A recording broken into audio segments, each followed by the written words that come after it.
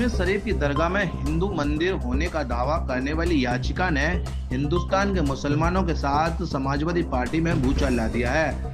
अयोध्या मस्जिद के बाद ज्ञानवापी मस्जिद, राम कृष्ण जन्मभूमि मस्जिद और अब अजमेर शरीफ दरगाह में हिंदू मंदिर होने का दावा करने वाली याचिका ने हलचल पैदा कर दी है। समाजवादी पार्टी के महासचिव राज्यसभा सांसद रामजीलाल सुमन ने प्रेस वार्ता कर कहा कि हर मस्जिद और दरगाह में हिंदू मंदिर खोजना भारत के सौहार्द, सामाजिक सद्भाव और भारत की यमुना जमुना तहजीब को बिगाड़ने के बराबर है। दरगाह हिंदू मुस्लिम एकता का प्रतीक है।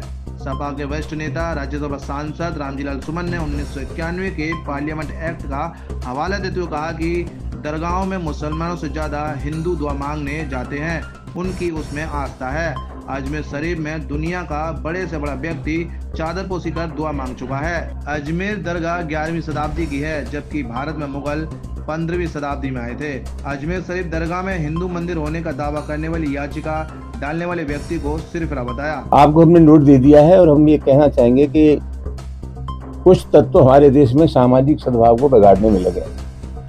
हमारी गंगा जमनी जो सभ्यता संस्कृति है उस पर हमला कर रहे हैं।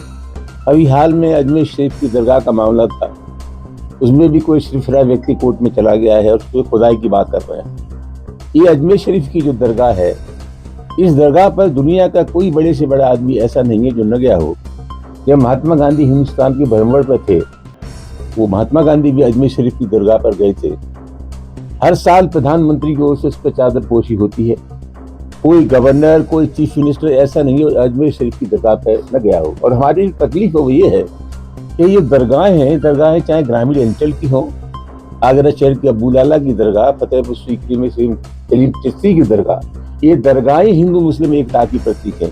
और मैं निश्चित रूप से कह सकता हूँ कि इन दरगाहों पर जो हाजिरी होती है उसमें हिंदुओं की संख्या कहीं ज्यादा होती है मुसलमानों से, तो वहाँ वो मन्नत मांगते हैं, ये उनका अटूट विश्वास है। तो आज सबसे बड़ा सवाल यह है कि हमारी गंगा जमनी संस्कृति है, परस्पर भाईचारा है, हिंदू और मुसलमानों के साथ का जो रिश्ता है वो रिश्ते को कलंकित करने का कुछ लोग प्रयास करते हैं। कुछ लोगों को तो सोते में बाबर और मुगल सम्राट दिखाई देते हैं। ये 11वीं सदी की दरगाह है। मुगल हमारे देश में 15वीं सदी में आए थे। और सबसे बड़ी बात यह है कि जहाँ तक इस दरगाह का सवाल है, दरगाह के सवाल में 1950 में इसकी पूरी जांच पड़ताल हो गई है एक सेवानिवृत्त जज से, और सब हो गया है कि ये दरगाह ही है। तो इस प्रकार की जो बातें हो रही हैं, एक ही बात मैं कहना चाहूंगा कि हिंदुस्तान का जो मुसलमान है, हिंदुस्तान के मुसलमान का आदर्श बाबर नहीं है। हिंदुस्तान के जो मुसलमान है वो मोहम्मद साहब को मानते हैं, सूफी संतों को मानते हैं और हमारे देश की जो विरासत और परंपरा है उसको मानते हैं। लिहाजा कुल मिलाकर के जो लोग हैं उनको देश की स्थिति को समझना चाहिए, परस्पर भाईचारे से हमें रहना चाहिए। और सबसे बड़ा सवाल ये है कि हमारी न माने, जिनकी वजह से बीजेपी के लोग रोटी खा रहे हैं।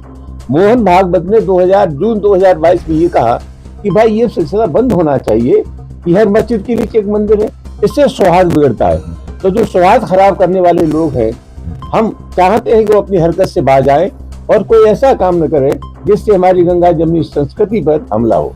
अगर जानकारों की माने तो भारत में बड़े से बड़े मंदिर के पीछे भगवान बुद्ध विराजमान है।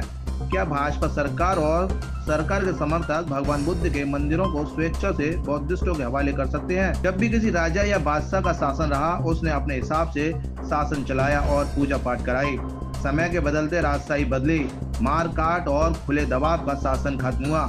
आज लोकतंत्र के तहत संविधान का जमाना है। इसके बावजूद कुछ लोग सत्ता का दुरुपयोग कर भारत की एकता, अखंडता को खंडित करने का नापाक षड्यंत्र रच रहे हैं। 7 इंडिया न्यूज के लिए ब्यूरो रिपोर्ट।